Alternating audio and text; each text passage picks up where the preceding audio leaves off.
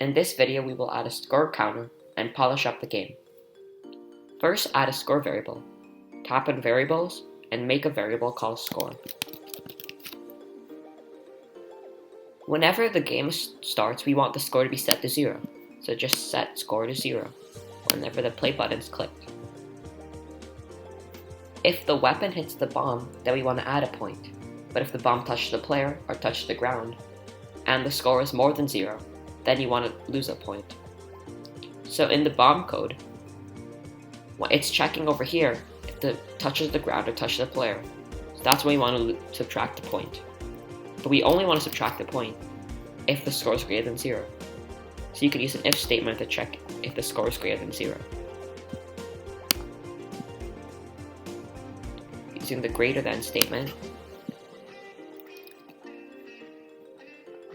So if the score is greater than 0, then you will lose a point. Otherwise, if it's touching the weapon, so if the bomb touched the weapon, then you should gain a point.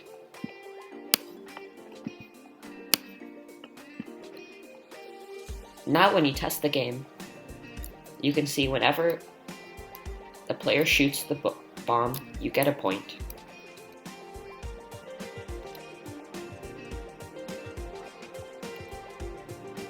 Whenever the bomb touches the player, you lose a point. Whenever the bomb touches the ground, you also lose a point. And also you can never have negative points. So now that's working. Next we want to add some bug fixes. First we want to hide the the original weapon. And then we want to make sure that the clones are shown. So you can use in the looks, there's show. So whenever you start as a clone, it should show the clone.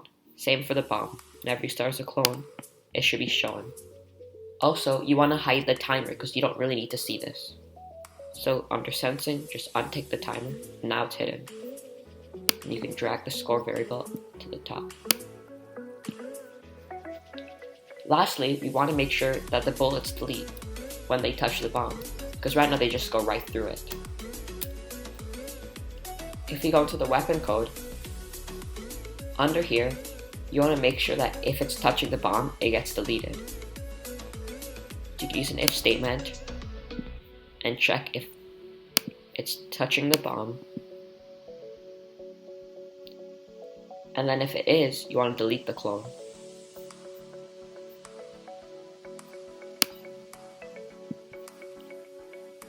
You also need to add a slight delay so that it has a bit of time to check if it's touching the bomb. So you want to wait 0.01 seconds. So now whenever the bullet touches the bomb, it gets deleted.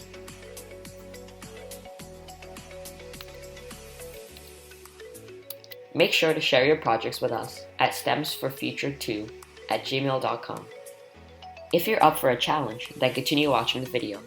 In this extension challenge, you will be adding a missile object which will cause the player to be frozen for a few seconds if the player shoots it or the missile touches the player. The file for the missile object will be linked in the description. Here's what the final game should look like. You can still shoot the bombs, but now a missile will randomly spawn, and if you hit it, you're frozen in place and can't shoot, and then you're back again. And if you shoot it, you're also going to be frozen in place and you can't shoot. Thanks for watching the Scratch series, and we hope to see you again.